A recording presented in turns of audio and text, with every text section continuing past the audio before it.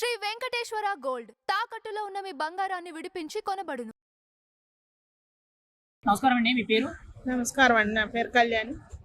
పిఠాపురం నియోజకవర్గంలో పవన్ కళ్యాణ్ గారి పనితనం గురించి ఏం చెప్తారు మీరు? అసలు ఎలా ఉంది ఆయన పనితీరు డిప్యూటీ సీఎం అయిన తర్వాత?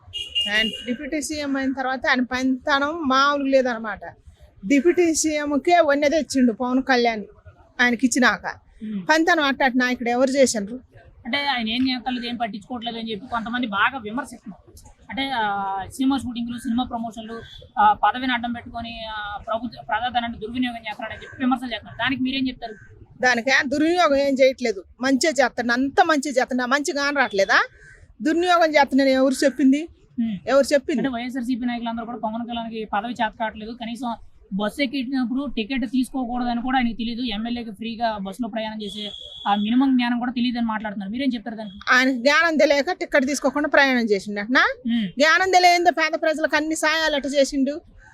గిరిజన ప్రాంతాలకు పోయి చెప్పులు లేని వాళ్ళకి చెప్పులు ఇచ్చి, దారులు లేని వాళ్ళకి దారులు లేపించి, పిఠాపురానికి మొన్న కూడా శ్రావణ శుక్రవారం వరలక్ష్మీదేవి వ్రతానికి ఏ నాయకుడైనా పంచిపెట్టిండా? ఎంతమంది ఇన్ని ప్రభుత్వాలు వచ్చినాయి. మన ఇవన్నీ ఎవరు చేసింది? ఇప్పుడు ఎదురు పార్టీ వాళ్ళు వస్తే కూడా, ఎదురు క్వశ్చన్లు వేసినా కూడా మన పవన్ కళ్యాణ్ ఆఫీస్ కాడికి వస్తే వాళ్ళని కూడా ఏమనకుండా మన పోలీసు వారికి చెప్పి వాళ్ళని మాట్లాడనిచ్చి తర్వాత వాళ్ళని దేశపోయి భోజనాలు పెట్టింది. ఇట్లాంటి మంచి పనులు ఎవరు రావట్లేదా? పవన్ కళ్యాణ్ చేసే మంచి పనులు ఎలా అనిపిస్తుందండి? వైఎస్ఆర్సీపీకి సంబంధించిన సర్పంచులు వచ్చి అక్కడ గొడవ చేస్తే వాళ్ళకి సమస్య ఏంటో తెలుసుకొని వాళ్ళకి మళ్ళీ వెళ్ళిపోయే ముందు భోజనం పెట్టడం అనేది ఎలా అనిపిస్తుంది? కూడా ఆయన చూసే విధానం ఎలా ఉందంటారు? అదే మరి నేను చెప్పట్లా. ఒక పక్క ఎన్ని పోటు పొడిచినా కూడా ఆయన ఒక నిలువును పొడుతున్నా కూడా మంచి పనే చేస్తారు పవన్ కళ్యాణ్. అవి కానట్లేదా అంటున్నా.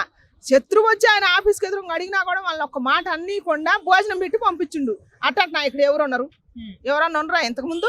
ఇప్పుడు మనకు కానొచ్చానరా? ఇప్పుడు ఈ ఆగస్టు 30వ తారీఖున ఈ నెల చివరాకన్నా వైజాగ్ లో కార్యకర్తలందరితో కూడా మీటింగ్ పెడతారు, పార్టీ బలోపేతం కోసం మాట్లాడతారని చెప్తున్నారు. మరి ఖచ్చితంగా పార్టీ అనేది ఇంకా బాగా అభివృద్ధి చెందుతుందా, ప్రజల్లోకి ఇంకా లోతుగా వెళ్తుందంటారా? వెళ్ళుద్ది. మన పవన్ కళ్యాణ్ చేసే మంచి పనుల వల్లనే వెళ్ళుద్ది లోనికి.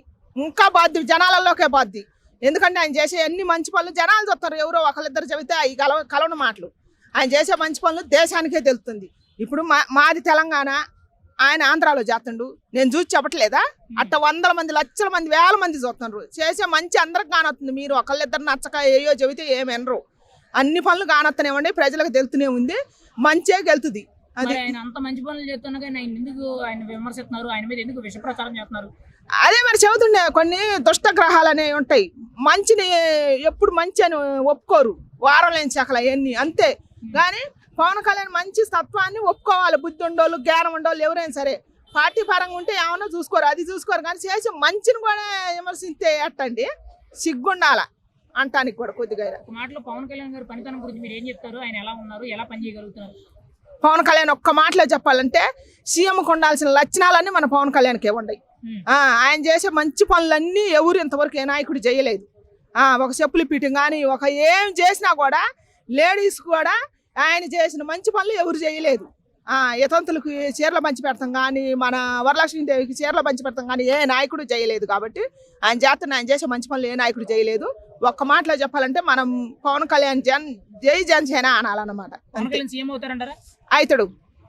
మీరు ఎన్నిసార్లు అని అడగండి నన్ను. పవన్ కళ్యాణ్ అవుతాడు. కాబట్టి కొద్దిగా టైం పట్టుద్ది.